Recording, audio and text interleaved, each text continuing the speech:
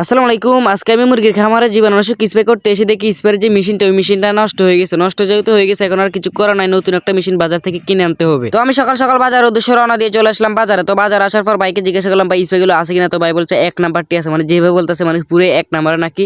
তো আমি একটা স্প্রে নিয়ে নিলাম। তো ভাই চেক আপ করে দিতেছে, মানে এগুলোর ভিতরে আগে পানি থাকে, সেই কারণে চেক আপ করে দিতেছে। তো এই স্প্রেটার দাম রাখছে মূলত 30 টাকা। তো আপনাদের এলাকায় কত টাকা আমি জানি না, এক এক এলাকায় এক রকম দাম। তো 30 টাকাই আমাদের এলাকায় রাখছে। তো আমি এখন চলে যাচ্ছি বাড়ির দিকে রওনা হয়ে।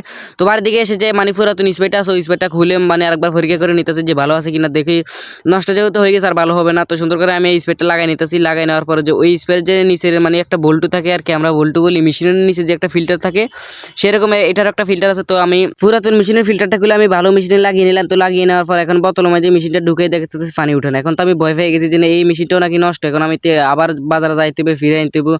তো মাথার মাঝে একটা বুদ্ধি আসলো যে ইরে পানি কম দেখে পানি মানে মেশিনের মাঝে পানি উঠে না, সেই কারণে আমি বোতলটা মানে ভরপুর করে নিলাম পানি দিয়ে। তো এখন এই মাশাআল্লাহ সুন্দরভাবে উঠতেছে। তো এখন আমি মূলত প্রথমে স্প্রে করবো আমার যে খামারের যে সাইডটা, প্রথম সাইড আর কি, যেখান দিয়ে আমরা ঢুকি সেখানে অনেক জীবাণু থাকতে পারে। সেই কারণে আমরা মানে যেহেতু ঢুকে এখান দিয়ে জীবাণু অনেক থাকতে পারে, সেই কারণে আমরা এক সাইড ধরে সব কিনা দিয়ে মানে আর কি জীবাণু সুন্দর করে স্প্রে করে নিতেছি। আপনারাও প্রথম সাইড আর কি মানে এখানে সবসময় জীবাণুনাশক স্প্রে করার চেষ্টা করবেন। তো এখন আমি বাইরের সাইডটাতে স্প্রে করে নিতেছি। তো সবাই ভালো থাকবেন। আসসালামু আলাইকুম।